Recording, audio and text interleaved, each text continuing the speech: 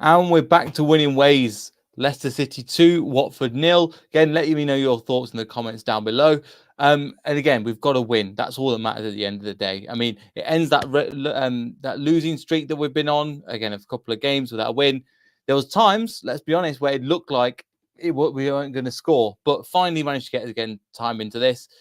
So we set up with again, this is how we set up in terms of the game. It's pretty much as we would have expected. Actually, Anil, mate, yep, just looking at the lineup at the moment. How do you think today's game went? Pretty good. Firstly, the result, right? That was good. I think, I don't know about you, a lot of people probably first half maybe a bit frustrated. They felt like, oh no, haven't scored in 4 hours of football. Is it going to come? But actually, I was surprisingly calm about the thing. I think even in the last 5 minutes of that first half, we really turned the pressure up, and like they were hanging on a little bit. I think they were lucky that they got the halftime whistle. You never know in the second half if you're going to come out with the same intensity or not. I think it's good he made the subs a bit earlier today. He made them on 55 rather than 60. And then I think from about 60 to 65 minutes, again, you could just see it as one-way traffic. And it was frustrating not to score. We missed some easy chances. The ball came off the post of Dewsbury Hall. We thought Mavididi had scored and he hadn't. And it was frustrating. But you know what? I just looked up in the corner and the clock still said like 68. And I just thought, yeah, we got this. Like, I don't know, it could be one of those days where it just doesn't go in. But I think unlike the last 2 games, this time, like, we were testing them. And so I thought it was only a matter of time. Then we scored. Only thing I will say is right at the end, they actually had a very good chance. Not right at the end, I think about 85th minute or 88 something. minutes? Yeah. They had the 1-on-1 and they should have put that away. And that same guy had a good chance early on in the game as well. So but they were those only 2 opportunities. And I felt both those chances came more from mistakes rather than when doing it. I mean, I will say one thing, which is that I feel we do this quite a lot actually, is that after we chase and get the goal and we get it. The funny thing is we get the goal, but we don't get it right in the last minute of the game. We actually get it with quite a bit of time to spare, actually, right? Right. But then maybe because we've been told to go for it, we actually look a bit weak defensively. Whereas if we'd have played like the rest of the game where they just don't even touch the ball, so that's the learning that the team's got to do, I suppose, a bit more game management there. But in the end, we made it 2-0. Could have been 3 right at the end there as well. So, I think all good in a day's work. And big difference for me, I felt like last couple of games, I think this time around, it felt like the options coming off the bench, again, like previously, were the things that like you just kind of can't handle it. I mean, just looking at that bench, I was thinking, wow, you got Fatawu, Yunus, Dennis Pratt, Tom Cannon was fit. You got options and options and options and options. And a lot of people said, how are we going to do without Harry Winks? No problem.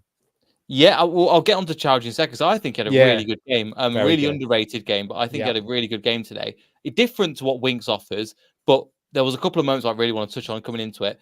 First of all, I completely forgot that he used to play for Watford last season. Yeah, he did, didn't he? Yeah, completely forgot about that when he was starting. Then towards the end, when he was hugging, I think Bachman was like, "Oh yeah, he used to play for Watford." But even on this, you look at you mentioned the bench. Obviously, Salarchek, Cody, Suter, Cassidy, Pratt, Fatawu, Yunus, Cannon, Vardy.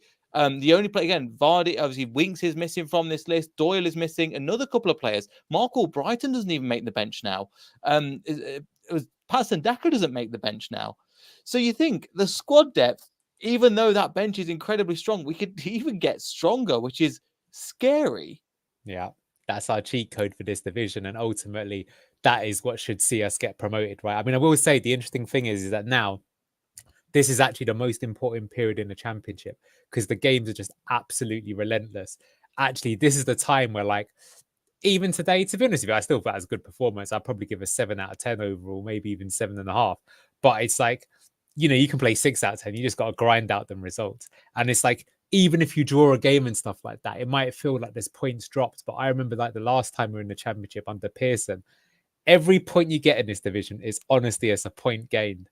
You just got to build them up. It don't matter who you get against them. It don't matter how you get them. Ball comes off the back of your arse. Their goalkeeper gets sent off for being lippy. Doesn't matter, right? Vardy misses easy ones and then it, gets a fortress. Doesn't matter. Just get the points on the board. 90 odd is how much you need. Look, we'd obviously love the record, but it doesn't matter if we get there or don't get it. We want to get back to the Premier League. So now it's kind of like, and what I'm saying is, rambling as always, is the squad. So, obviously the AFCON could be an issue. I will still say that because you will lose Ndidi and Iheanacho, and they have been two of the better players. I think they've played a lot of minutes, maybe not the better player. Ndidi I thought was good today. Maybe we'll get to him a bit later.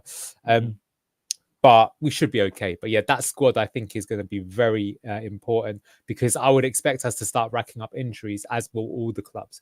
I think by the time we look at the team in the new year, you might be like, who are these guys? Because there might be quite a lot of people playing that have just like had to take their chance or got put in. It wouldn't surprise. Yeah, we'll come to that. But yeah, the squad is so good in that regard. Yeah, is what we're saying here. The squad is the depth of it, and also as you're mentioning, there will be time for injury. There will be opportunities where we're getting players back. So even today with the players that started, but the bench as we're mentioning, we'll get on some of the substitute. But just in the first few minutes of it, there was a couple of things that I noticed that were quite nice compared to the last few games.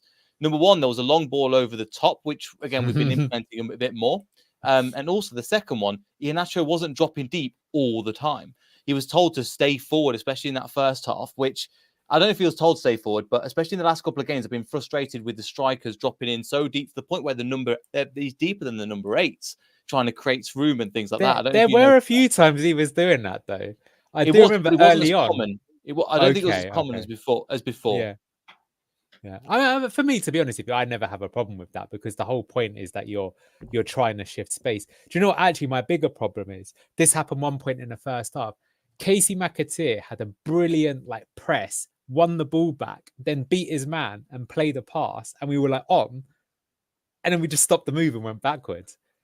And I was just like, oh, do you not get the point of what we're trying to do here? It's like the whole point is that you wait for those spaces to appear and then you go. It wasn't his fault, by the way. He played a good pass kind of forwards and to the side, and then someone played it back. And then that was more my frustration, is that I don't mind people dropping deep and everything. It's to lure people on and make those spaces in behind you. But that was an example when the spaces appeared and we didn't do it. Because one thing I'll say, with the style of play that we do, which is why the pattern of the game seems to be so similar, is literally for the first 45 minutes. I often use that analogy of it being like Brazilian jiu-jitsu or UFC type of thing. Is that we're looking to choke out the opponent. So it's almost like Maresca's do you know what? I don't even care if we don't score in the first half, right? I just don't want you to even see the ball, right? You're just going to be chasing shadows, getting tired, so that the mental fatigue kicks in. And then I'll go for the jugular later when we put them under this concerted pressure and you can't handle it. But sometimes I think today as much, because at the times it just seemed like Watford were happy, even in the first 15 minutes or so. Hermansen was just walking with the ball. They're the two strikers just sat off and just go, "You can have the ball. We're not even going to come and press you at all." Well, see, this is the point I was going to get to, right? So that's how we're trying to play. But sometimes I do feel, for example, what if we approach the game like we did in the last half an hour earlier? Like Matt Elliott said one on the stream that I was watching where he goes, oh, it's almost like we embrace the chaos a little bit more in the last half an hour, where it's kind of not always looking for the perfect walk the ball into the back of the net, but take the chance on the 50-50 after putting it into the box. Because don't get me wrong, if you play like that the whole game, you definitely will mean there are chances coming down the other end. But at the same time, it's you will overwhelm teams when you do that. So in my personal opinion, I think we could be, I guess I'm saying, especially when that break is on, then instead of being the ball backwards, it should definitely go forward.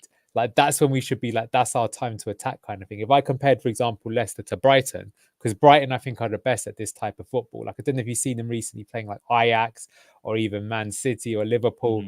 They can play their game even against the top teams. They don't always get the results, but I think it is incredible when you see a non-top 6 team out possessing and outplaying them. That's what I would love to see Leicester doing. That. Look, if we get trophies, great. If not, we've already seen the big one. I've seen the most legendary thing you will ever see in your lifetime. You'll never ever forget that, right? So actually, I just want to see I want to be proud of the team kind of thing. So I get it why there's a bit of booing when you do that. So I don't say it all the time, but I do think that on the scale of 1 to 10 in terms of our attacking intent, to be honest with you, we're probably only a 3 or a 4, if I'm being honest, right? And maybe over time we'll get better because we turn it up basically at the end of the games when we need the goal. But we could do that a bit earlier. But look, that's just a mild critique. I don't want to. Yeah, I get what you mean. And the thing is, something I was mentioning, we can't get away with this and the way that we started much in the Premiership. we will get punished more. So, for example, there was an opportunity about 10 minutes in. I think it was the guy that only scored in the 88th minute. Yeah. It was a tap in, and that's the kind of moment that goes, look, it wasn't because we made a couple of mistakes and it led there to the goal, and it almost, I won't say it shocked us, but I was like, we can't get away with this against a top side in the Championship or a team in the Premier League. And it's a similar thing. I'm not massively criticizing. It's just going, this needs to be worked on, because again, we won't have the luck of the draw next time. Yeah, I agree with that. Yeah, it's way more unforgiving in the Premier League. Also, I personally, my opinion is I still don't think we make enough chances. I think maybe in terms of expected points, we are among the best in the division. But like, we don't make as many chances, I think, as like Leeds or Ipswich right now in this division. Now, to be fair, just to like put it in balance, we also don't give away as many chances, right? So, that's actually quite high XG, to be honest with you. But I think that is maybe a bit lopsided after the goal. You need to look also at like the pattern of the game and so on. But yeah, look, all these things can be improved. But I am saying it like, okay, let's imagine that game's in the Premier League. If I'm saying that I feel we're not really making enough chances, and you're saying we could get punished because we're giving away chances, you're going to end up like Burnley have just lost again today, I believe. And I think they were They were winning, weren't they? They were 1-0 up with 5 minutes to go, and they've lost it 2-1. They are. Is Brendan Rodgers secretly Vincent Kompany? I don't know. Not for me to comment. And look, I don't want to even have a dig at them, because I hope they do well, because they're kind of like the blueprint for us, right? But I mean, yeah, they've lost that game. So, yeah, we can get there, but that is my slight worry. I mean, yeah, but look, when we said at the start of the season, we both said we felt it would take time to implement this style. And in fact, I think we even said that we felt like the first 10 games certainly should be a write-off, shouldn't even be judged on those first 10 games. We said games 10 to 20, we would expect to see something, but we wouldn't be like too worried if it wasn't quite going right. And then maybe from game 20 plus, we'd start to expect seeing some results. So we're way ahead of a schedule in that regard. And look, at the end of the day, it's another clean sheet and we won it. So on paper, it looks like a comfortable victory. So it's all good. And look, the most important thing is we've bounced back after play was comfortable victory. The game. We just didn't finish the opportunities. You say you don't create enough opportunities. I don't think we as much clear-cut opportunities. There was good opportunities, but at times there was looking at, especially when you came towards the end of the last half, it was just wave after wave and just attack, and it didn't quite end up the first half. But even coming into that, we almost started the game a little bit slower, and then then it seems like, right, we're going up a gear, we're going up another gear. But that's what I'm saying, though. Do you not feel that we could go up that gear a bit sooner? Maybe, to be fair, Enzo's like, no, I've looked at the data and stuff like that, and it's better for it to go this way because you don't tire yourselves out from doing it. That's what I was thinking, But I will say, when we put those relentless attacks on, as I said, even in that second half, I wasn't so worried. I like that. I really like that. Because then you just like, and you know, even if you lost with a sucker punch 1-0 or something like that, you'd still be like, yeah, but we really like went for it, right? That's what I'm saying. I think all teams want to do that. And it's just because when we're in this division, you know, they've got we've got like a cheat code squad, right? It's so much better than anyone else. Like, you just want to see us smash a few teams. That's the honest truth. So I know, because the thing is, I think we all expect that if we do go up next year, it ain't going to be anywhere near as easy, right? There's probably going to be a few batterings down the other end, right? So look, it's good for the mental health, isn't it? Sometimes you just want to see your team just absolutely crucify someone. You don't even care if they're a lower league. They've got budget of £2.50. Just sorry to those teams, but you know. And I'm with you. I think that, and you're right. And it kind of happened in this game. We just didn't score as many goals and create as many good clear-cut opportunities going through. So even looking at the average formation, I just looked at that now, and I didn't realise at the time how high even James Justin was playing up as obviously in that the Callum Doyle role. I didn't realise I looked at the average formation. Yeah, he contributes a lot going forwards. Him or Doyle. It's a notable thing to play. We've surely got to touch upon your favourite moment of the match, which is I didn't realise that Ryan Giggs and Wout Faes were related, but you can come to that in a moment. I'm surprised it isn't shown on that chart actually, but there you go. He made this run. I'll see if I can put it up there. It was brilliant from this side. I think one of the ideas I want to create like a, what's it called, Leicester City Enzo Maresca bingo, and it's like a Wout Faes run is one of the cards, because it's one of the things to stamp out, because every match it seems like he's got this run, and he made this run inwards to go in, and then I think somebody took it off him, but I'm glad he actually had a shot, even though it wasn't very good. Because before, I think in the last game, he did the same run and he just kind of like gave it over to United and it Yeah, yeah, and they lose came to it. They nothing. lose. I was like, at least he might have a go. And do you know what? I'm glad that there was a moment, there was a really good passage of play. Where was it? I think before that. Yeah, I think about 15 minutes. It was a really nice passage of play from the trying to get the right ball, and then Fasher goes, you know what, I'm going to try and hit it, and it didn't work. But I was like, at least we're trying to do.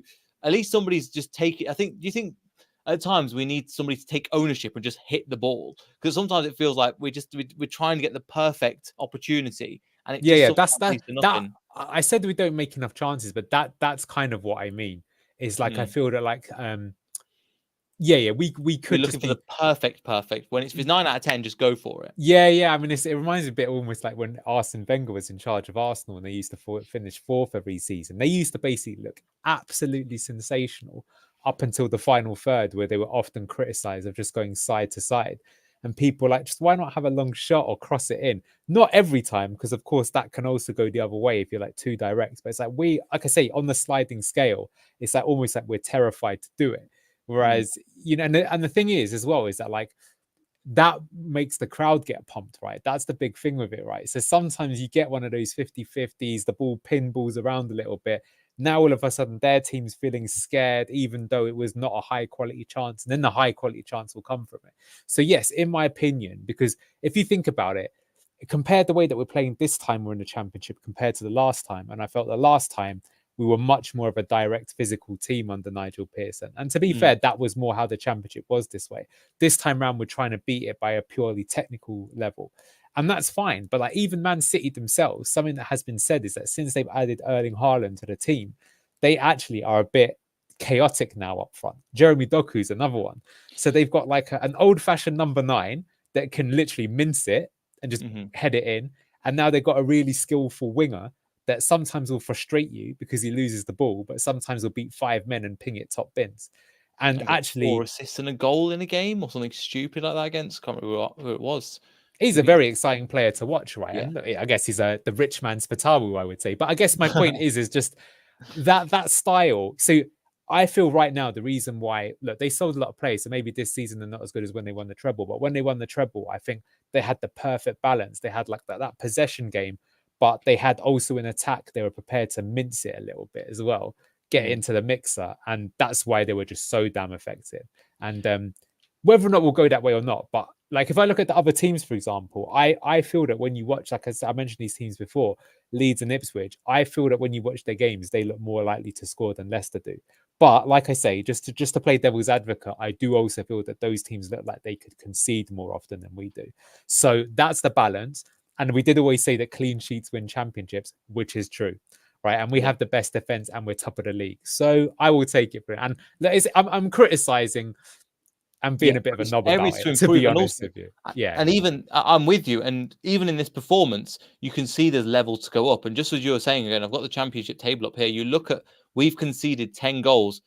Pretty much everybody is double that or more. Southampton have 27, nearly 3 times the amount. Preston, I think, will drop off from that playoff position. But wow, are they still that high up? They've done well because I thought they Preston, completely dropped. Oh, okay, fair play to them. 28 points at the moment. But again, you're looking at from 28 down to 20, where it kind of drops off. But 28 to 24 is Middlesbrough. Oh, did they lose again today? Or did they not were play? Drawing last time. I'll have to check. Because that's surprising. Because I look at that, right, and I think, Hull, they actually beat us, right? Sunderland, we said they were really good. Blackburn, we actually beat them 4-1, but actually they were quite good in that game. That was a bit of an unfair statistic. So it's interesting that the teams maybe that we have had a bit of trouble with are floating towards the top, which I guess makes sense, right? Yes. They lost. Oh, okay, Bristol City, but Nigel Pearson's no longer with them. Interesting. Okay. Yeah. I think the Bristol City they were 2-0 up against Middlesbrough, and the next thing I know it was 3-2. Plymouth beat Sunderland. I've got a mate who supports Plymouth. He'll be absolutely loving that because he thought they were surefire to get relegated, but they've actually had a really good They've had a season. phenomenal start to the season. Yeah. And Fair they were play to one them. of the favourites to get relegated. Southampton drew today, so again Ooh, okay. another points gap on them. Coventry, I don't think has started too well, but again 3-0 winning against Millwall is a good start. Who else? Norwich, Swansea, Hull. I'm trying to think who else is around there that we've played. Obviously, that's the big one Yeah. at 5:30 because obviously West Brom are in seventh or sixth or something like that as well. Yeah. So again, if that stays that way, then obviously it makes a big difference. But just going back to the game, I mean, some of the things he made substitution wise, the first substitution he made was a double one, because we mentioned it with the force on the second half, and then the first one he made was McAtee. I actually think in the first half, he was quite unfortunate to be taken off. I understand why he was, but I thought considering he's come back from an injury, I think he did well in the game. Yeah. I think so too. I mean, I think he gets unfairly criticised, not supposed to being good on the ball, but he was. And I think he's physical in the challenge and we didn't miss him at all. I mean, yeah, I think I said this a few times, which I feel that like in the Premier League, yeah, we may need another player to step in there to help out because you're going to be because people oppress you way more. But today, I think he was one of the better players, to be honest with you. I think he did give away one free kick once, which was a kind of Hamza special. But to be fair, I think because that's how Borough beat us with that free kick, which was but the thing is even in that game, that came more from the ball kind of going loose in that area, which is not supposed to do. So he's not like he's doing it deliberate. I mean, that's your job. We got to put a challenge in, and we are kind of instructed to be hard pressing, you'd call it, right? Because if you win the ball back, you turn it over, you start the attack. So there's the risk and reward element to it. So yeah, I think Hamza's been very good this season, to be honest with you. It looks like he's happy as well, which is good to see. And I think he'll be with us for he signed a new contract now as well. So I think I more than trust him to be in that position. He's shown it whether he starts or comes off the bench that he can do it. And that is important because I do still think that Harry Winks is one of the best players in the division. Definitely he's become a fan's favorite very quickly for good reason. But yeah, it's good to see that Hamza's doing good himself. Yeah, and I'm with you. And I think even when you talk about the Villa game, it was actually Vestergaard that gave the ball away, which made Hamza go. Not just panic, but he put him out. So he had to put the tackle in. So I don't blame him for that. Obviously, he should have probably challenged better, but he was put under pressure by Vestergaard to give the ball away. In this game, I think the biggest compliment I can give is that we didn't really miss Winks that much. Is he going to be a long-term replacement for him? No, I think we all know that. But considering what he has to step up, considering that's not his position, when he's played before, I think it's Norwich, he was playing as that right back coming in alongside Harry Winks. So I thought I was impressed with him today, considering it's not going to be his position in the team for a long period of time. But when he's come in, he's done a good job. And today, I think he had a little bit earlier in the game, in the first half, I think he looks a little bit shaky at times, but especially in the second half, he was again getting the tackles right. And I think there was one part later on, I remember, and it led to an opportunity, but he's running forward, crashing into a tackle, right, quick pass, and then again a high turnover possession. Again, it's that chaos that you were mentioning as well. Yeah, he's good for that. Yeah, he's done very well there. Can't say anything of it. And yeah, I found it interesting. I don't know if you saw the pre-match where they kept asking Maresca, and he goes, Hamza will play in Wings position, to make it really clear, I'm not going to mess you around, that made me laugh when he did that. He just didn't want to think, because a lot of people are saying, oh, Pratt might play there and Diddy might play there. And I was thinking, nah, surely he will just put Hamza there, right? He's done it before. But as you say, the difference is that he played exactly his position and not what Ricardo, which was inverting. So that's a strong show of faith for him. And yeah, I think he is very good. Yeah. And I think it shows you as well that Enzo's a good manager, where he had no reason to come out and say that's Hamza's position. Because again, it gives away his cards at times, going, right, we normally said there's a lot of players fit, we will see who plays in that position. I think he was doing a lot of the game management side of, or that player management side of, that's going to be his position. And then the journalist can't say anything. Oh, okay, we know who's playing there now. Otherwise, it's going to stop the questions coming 2, 3, 4. He goes, it's going to be Hamza's position. And he stepped up to that today massively. And that's a key position, I think, for the squad, because it's all built around Ricardo, who I think, especially in the second half, I'll mention later. There's really, really good crosses into the box as well. But yeah, I think he really held out in that position. Another player again I want to mention is again Ricardo. Defensively, I think he was good today, but offensively at times, I think there was one time where Iheanacho was dropping deep. Ricardo was going for the number 9 position. He was going right into the box. He also played some great. I think it was that moment just before we scored, 70th minute, where KDH hit the post. That was the tackle and the pass was Ricardo. 72 minutes where what was it called? Yannick Vestergaard just hit over the ball. That was again Ricardo cross as well. So I think he's gone under the radar in this performance as well. But again, I think as well, he's embracing the captain's armband, which I thought was great. Yeah, very impressive, as you say, his all-round play. I would love to, if there was an interview with him, to be honest with you. I wonder what he thinks about him, because, if you're a player that you've basically been tried in all these positions, is he enjoying it? It looks like he is, to be honest with you, given the armband as well. It's funny because, if we're being honest, if it wasn't for those injuries that he got, Ricardo would have long gone by now. He would have been snapped up by a big team, quite rightly so, and probably just playing the out-and-out right-back position. But he's reinvented this. I'm not surprised that he's able now to go through games and get less injured, because maybe it's a bit different type of thing. And then it looks like he's enjoying it, and he's a great player. He's very intelligent and stuff like that, and long may it continue. But definitely noticing how he supports the attack and stuff like that. Very unlucky. He had a very good game. He'd be a contender, maybe even for man of the match, I would say. Although, I'll ask you, who was your man of the match? It's hard for me. It was honestly, I'd say KDH was up there. I think James Justin. I would go KDH personally, but yeah, KDH was there. Hamza just behind that. Thinking Diddy didn't do too badly, to be honest. I think he was good. James Justin was good. Mavididi frustrated me a little bit. I don't think he was quite man of the match, but he was still a good player. I think at times I just want him to. I don't know what it is about it. I can just see his development. I think Enzo's mentioned his ceiling is twice what it is now. He's 50% of the way there, and I can see him. Not that he's a bad player, but at times it is decision making, and also, but he was still good. There was something, I don't know if you can. There's something slightly there's just the ability to get past the player and right into the box. And I think at times he just takes a little bit too long. KDH? Mavididi.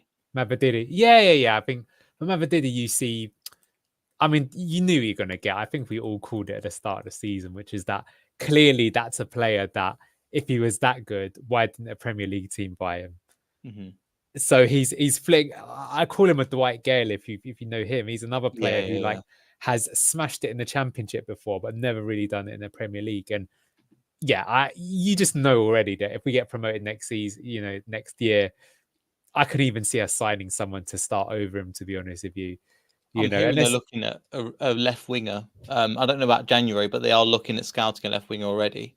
Yeah, not a surprise, because you're seeing what you get. I would say the one slightly disappointing thing with him is that he started a bit like how he played today, and you thought that then he had a few games he was getting in. Hang on a minute, maybe he can be converted into an actual out and out Premier League player. But now I think he regresses. As you say, the frustrating thing is that he's got all the raw ingredients, but is just consistently doing these things, and that's a bit unfortunate. But when you see it this many times, you also know that it's unlikely going to be fixed. So it is what it is. I think he'll still be more, a decent player for us this season, which is good. You needed to have someone there. To be honest with you, if we'd signed him in the Premier League and Harvey Barnes was still here, he may be a decent backup to him, but not on that level kind of thing, if you see what I mean. So, I'm not surprised if they're looking for someone to push him, because I think he is what he is. I do know. That left winger position is a little bit at the times where Casey McAteer was taken off, and you've got Yunus that's coming in. He doesn't look like they're going to play him much as an actual winger, which I thought they were actually going to play him as, and that's why he was playing at Galatasaray. Fatal was looking at that position as well on the right, so the left wing is why Mavididi's being left there. Who do we have? Gotcha. Really, potentially, maybe you could put one of them on the left in terms of the 3 right wingers, or Marco Brighton. I think that's your really only choice. But then the levels between Mavididi is and then the rest of them. Yeah, because he wants people that can beat someone on a one-on-one, and that is not Marco Brighton's game. He's always a crosser, right? He's never ever had that. Even when he won the title, you know, he was solid. He'll do the hard shift. He's quite good at the pressing side of the game. But I do you know, I can't even remember Mark Albrighton even attempting to dribble past someone. No. He's a bit Beckham-esque in that sense. That's okay. Some people's game, you know, they got to make it work the other one. But, you know, our specific game is built around isolating one-on-one. And that's why you want them to beat the player. Very kind of Johan Cruyff-esque. And although I got to say, that is a bit of an alarming thing for Leicester, that, you know, both him, all of our wingers, in fact, right, they get the ball a lot. They do affect the game. But if you look at their goals and assists, it's quite lackluster, to be honest with you. If you compare it, especially to other people in the division, like Leeds have got very effective ones. So it's something that we need to work on, because I would have thought that, like, in this kind of system with the quality that we've got, that we could have found wingers that were getting like 15 odd goals. Look at Jack Clark for Sunderland, for example. Like, he's laughing in the face of who we've got, and he's not playing for a team who's as good. So, and Roberts the other side as well was I really enjoyed his performance when he played. Somerville's kind of, for Leeds, as you were mentioning, kind of taking that position. Nonto's kind of in a similar position as well. But the difference is we are all round. I don't know if you were mentioning this, or we are a more consistent team. We will win games 2-0, 1-0. We won't draw 3-3 and win 3-1. And that's what you need. And that's okay. That's okay. And look, these are just kind of small critiques, but I think it is just something that we could look to improve going forward. Yeah, no worries. And then what we've got, again, just a couple of comments in. Sean put in thoughts on Cassidy today. What did you make of him? Indifferent, right? He had one or two nice moments, but he still has that same thing where, like, the ball gets played to him and the move breaks down. That's just always my criticism of him. And it was good that, I suppose, it shows a lot of trust that Maresca played him. I would have put Pratt on myself, to be honest with you. I know he's just come back from injury, but we were 0-0 there, and I just feel that, like, Pratt's problem, I've always felt, is that maybe, like, when he does get into the final third, he doesn't quite make the right decision, or he should finish and he can't. But at least he gets there. With Cassidy, I felt it's like even the step before that, like, it just kind of breaks down with him. Like you mentioned Ndidi there quickly. I think Ndidi maybe didn't really have like a clear shot or key pass, but like the move kept flowing whenever he got to it. He always like got the ball off his man. He was just solid. And you can tell that the team does look better with him in the team than without it. So yeah, I wouldn't like pick on him, but he didn't really affect the game yesterday. Yeah. And you know, the thing is that, like, if this is a player that we've signed on loan, and our understanding is we do not have an option to sign. So Chelsea aren't going to do that. Chelsea aren't going to do that. Well, even if they did, but my point is that if we're not going to sign him, then why play him? Because I think it would be better to play someone who is going to go into that role full time. Maybe Enzo really does believe him. Look, I know he's an Italian manager. He probably sees him as the future of the Italian team, but you just don't look like it. Why he's playing Eunice in that position, or he's playing because Pratt's contract's at the end of the month. He's probably at the end of the year. So he's probably thinking, right, he's not going to sign an extension. Pratt's going. Like, best of luck to him. I think he's been undervalued by previous managers, and I think he's been unlucky with injuries as well. But it's just, I think it's time to move on. Ndidi, I'm not so sure about, and Kelechi, I'm not so sure about, but specifically with Pratt, I think that's a position that, look, thanks for all you've done for us, but I think he's just been messed around by Brendan Rodgers. I think he's had a horrible injury record. So I think it's best if we cut ties at the end of the year and leave on a free. And also, Italy keep messing us about, going, would you like we're offering €6 million. Oh, would you like 4.1? Would you like 4.2? No, we want this amount. Very Italian-esque. Yeah, well, they haven't got as much money, have they? I did see, actually, we were linked with a Danish number 8, actually. What's he called? Gronbach or something like that. I had a decent goal return. Glimt, yeah. Yeah. Oh, you're good at pronouncing that. There you go. So, yeah, I mean, I could see us, put it that way. It wouldn't surprise me if we're in the market for one of those, because, yeah, I mean, like I say, just to answer the question again, Cassidy, I've not been impressed so far. He's a young player, so don't have a criticism. But I'd say if he's not even a Leicester player, he's not like even come through the academy.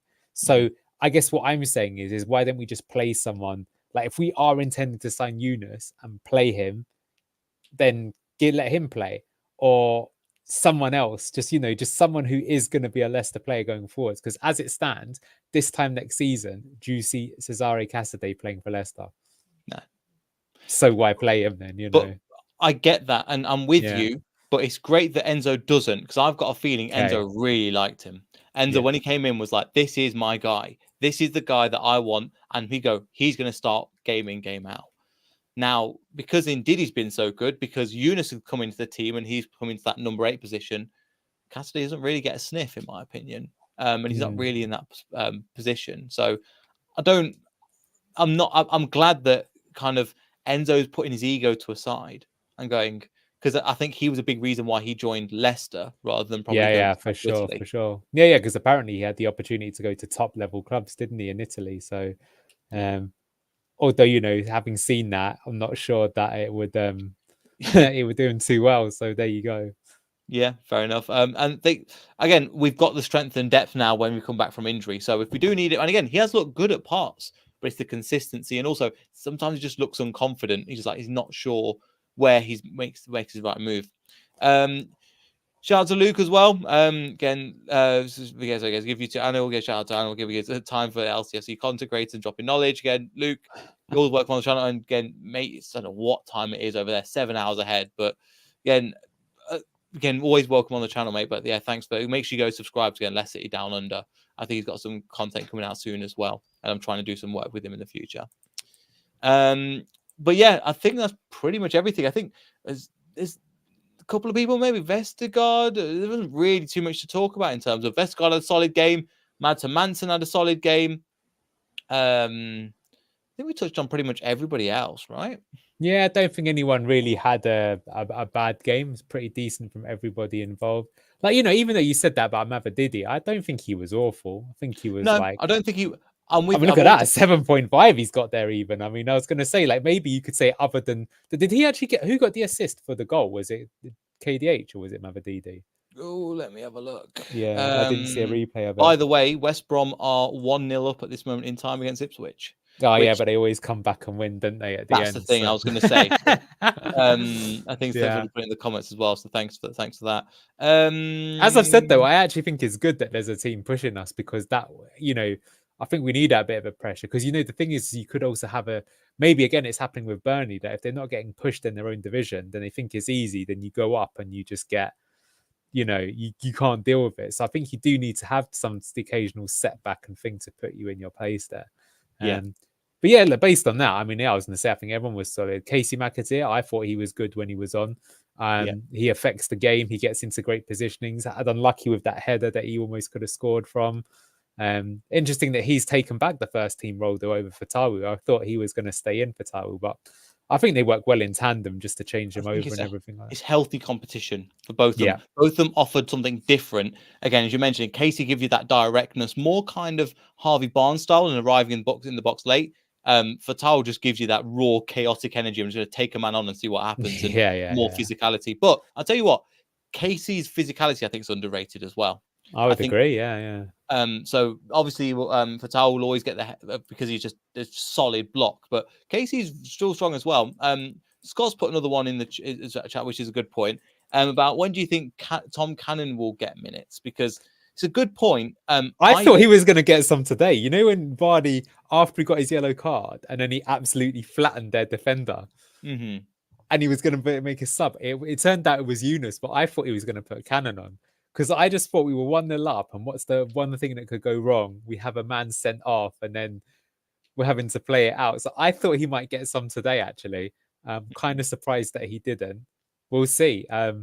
We've got games coming up. I think we've got one on Wednesday already, haven't we? Against Millwall is the next game. So Sheffield Wednesday is the next one. Sheffield Wednesday, is it? Okay, well, that's a good one. Yeah, so I mean, they're coming thick and fast. We'll get them soon enough. To answer the question, I feel like if we were 2-0 up earlier in the game, maybe let's say with 10 minutes to play, he probably would give him a debut then, when it feels like the game is wrapped up and you don't need to rely on it. Yeah, I think if we're winning 3-0 against, for example, next game, Sheffield Wednesday away, on Wednesday, then we've got against, so next Wednesday, there's a reason why he was on the bench and not Patson Daka.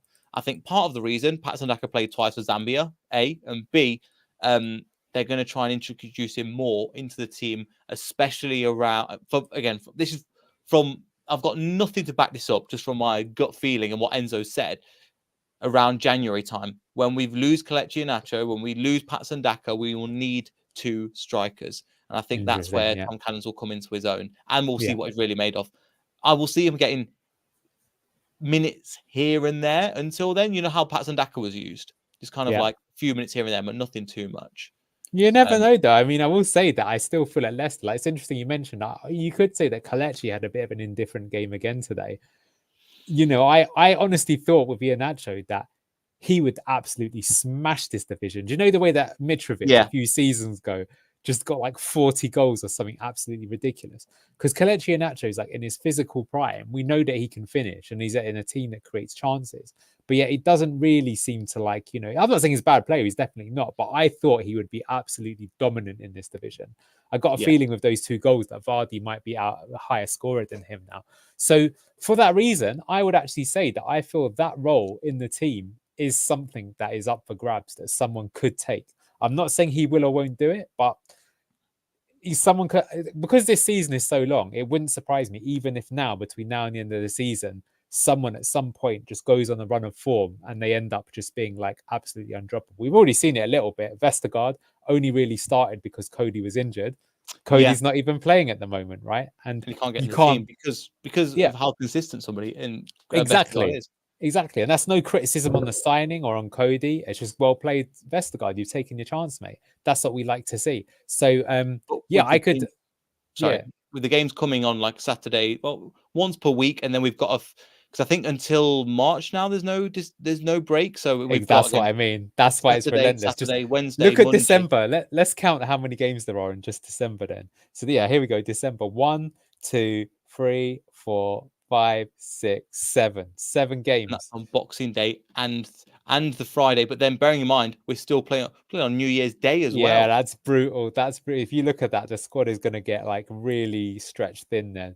And so I can tell you already, even though all of those games, obviously the Ipswich one's tough, but even if they all look winnable, you'll drop points just because that is relentless pressure that you won't be able to do that. You'll pick up knocks. And like I say, by the last game of that, who knows who even's on the pitch? Anyone who can still stand by that point in time. And then, you know. Yeah. And bearing in mind, in this time, we've still got somebody that keeps being mentioned. Will Alves is another player that keeps being mentioned.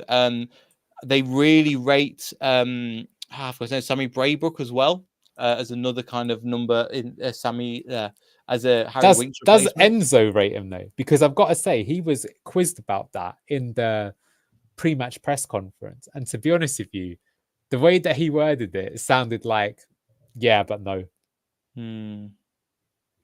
We'll see. But I think he's sort of person that will definitely give young players a chance. Like, look at the age of some of the people that are playing. But I do find it interesting that so far the club might think that, but he seems right now that he's not entirely convinced. But perhaps I genuinely thought that they would both get quite a few minutes between now and the end of the season, and especially seeing the Casey McAteer. But then look at Wanya Marcel; he hasn't been seen ever since. And the last game he played, he scored. That's a bit harsh, isn't it? Yeah. And even then, he's been on the bench, not used as a sub at all. So we'll have to see. Just a couple of what goes again. Shout out to Luke again. Thank you again. Make sure again, double check. So go subscribe to SC Down Under. You'll see again, myself and Anna will have actually been on the channel as well. So again, that was a great podcast as well. Couple of other bits. I think we have already. We just, from what I've heard in terms of Man City selling Callum Doyle wants to come. We just got to get the agreement with Man City. The reason why we didn't, because of FFP issues. And when it comes to the new year, I think he's one of the people that they're looking to pretty much sign in terms of that. International leaving in January. I mean, they've got AFCON. That changes things massively.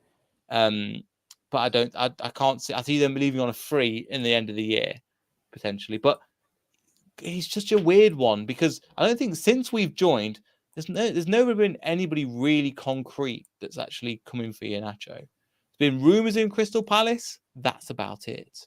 Yeah, that's always surprising me as well, because I can't believe that, especially the teams that got promoted, that they wouldn't take a chance on someone like him. He'd probably get you 10 to 15 goals. That's huge in that division. But maybe it's because we pay him. And where do you play him?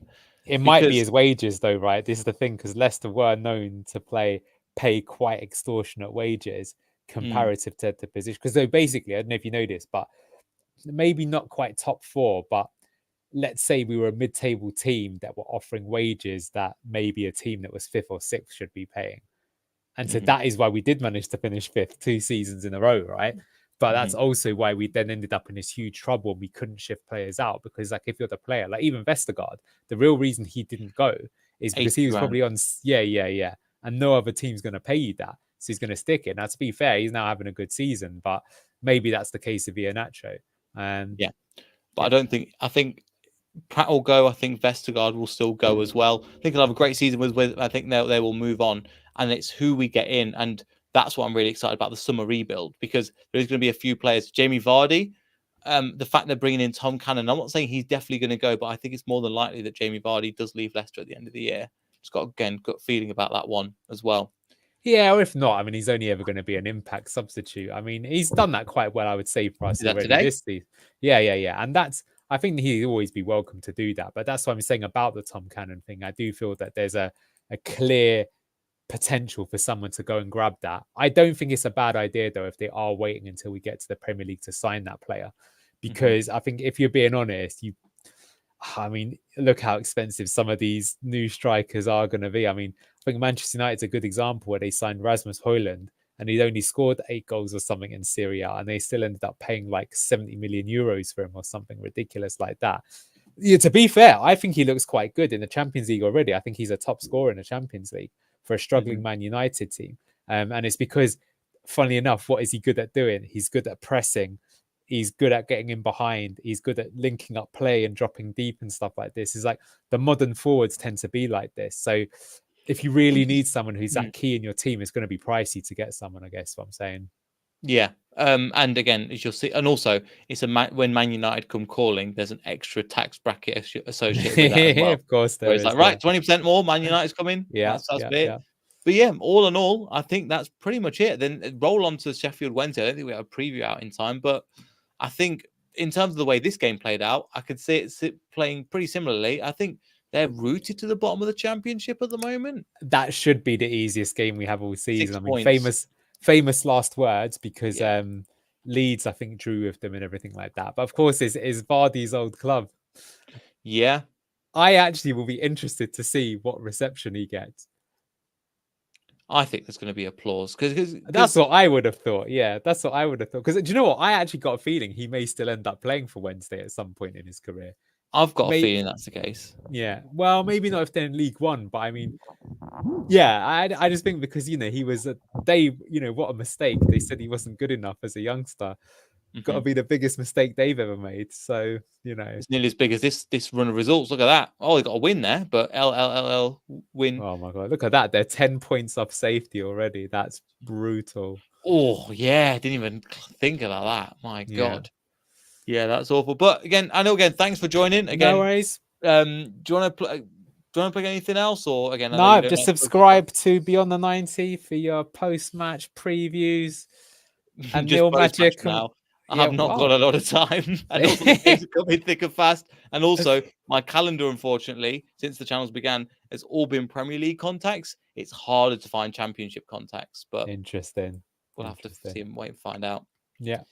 But yeah, thanks. I know again. Make sure you go follow him. I'll information is over there. Like, subscribe. We'll see you all for the Sheffield Wednesday post match. Hopefully another 3 points.